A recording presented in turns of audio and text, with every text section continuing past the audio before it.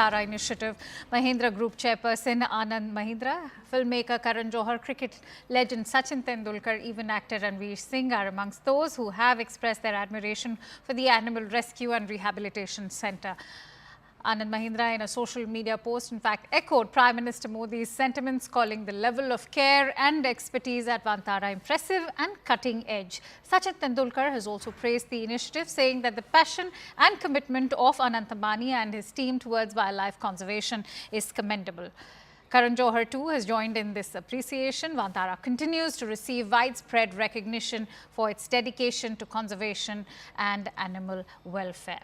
On that note, let me quickly bring in Aman Sharma, who will be joining me in just a bit from the newsroom. But remember, this is being, in fact, touted as India's #1 animal rescue and rehabilitation centre with state-of-the-art facilities when it comes to, in fact, CT or even MRI scans, or even providing special care to elephants for their arthritis and foot problems. In fact, Aman Sharma joins me from the newsroom with more inputs. Aman, of course, the praises only do justice to this effort, but important to take our viewers through why this is such a state-of-the-art facility when it comes to animal rescue and rehabilitation.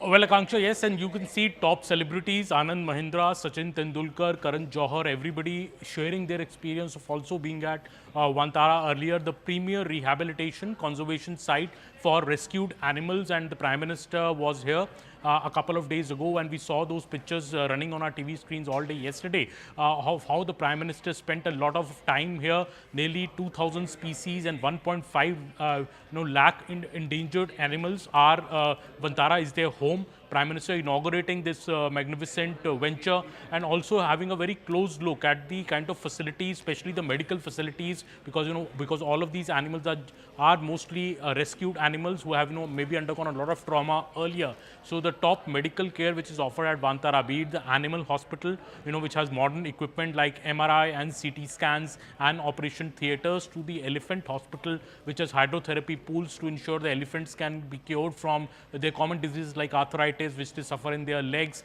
All of this world-class facilities being brought up at Vantara, great humane effort, approach towards the animals. The Prime Minister saw it up close. In fact, many heartwarming stories also of a lion cub which the Prime Minister fed here. That particular lion cub was born in Vantara after his mother was rescued, and she had suffered in a road accident, and she was rescued, and she gave birth to this lion cub here. Various other such animals, most of them, as I was saying, have undergone a lot of trauma earlier, and coming here, a fresh lease of life for them. The Prime Minister, in fact, commending the effort which has been put here into the efforts, the kind of the facility which has come up over and the Prime Minister inaugurating it as well and spending a lot of time here. That's a very interesting point when you talk about Prime Minister's own presence at Vantara, which is what I'm going to take forward with Pallavi as well. Pallavi, when you see Prime Minister make that presence at Vantara, is this also Centre's own commitment? Is this a testimony to Centre's commitment to wildlife conservation and rescue efforts? Yes, absolutely, and wildlife conservation is the key word, because what sets Vantara apart from every attempt being made to conserve our wildlife is not to have a kind of a zoo-like atmosphere. It is actually interactive. It is a very natural habitat and a reserve for over 43 species of animals, and that's the hallmark as far as Vantara goes. And to say that the Prime Minister is someone who understands the value of wildlife would be just underestimating it. If you have been watching from the World Wildlife Day and much before that also, remember in the Kuzo National Park, the Cheetah Project, the success of the Cheetah Project despite the naysayers, that was all something which I remember the Environment Minister, Mr. Bhupendra Yadav, would tell us on record, was a repeated guidance and push coming in from the Prime Minister that there has to be a balance of animal and man life. They should not be in conflict, and we have to actually replicate those natural reserves as far as a wildlife or these species are concerned.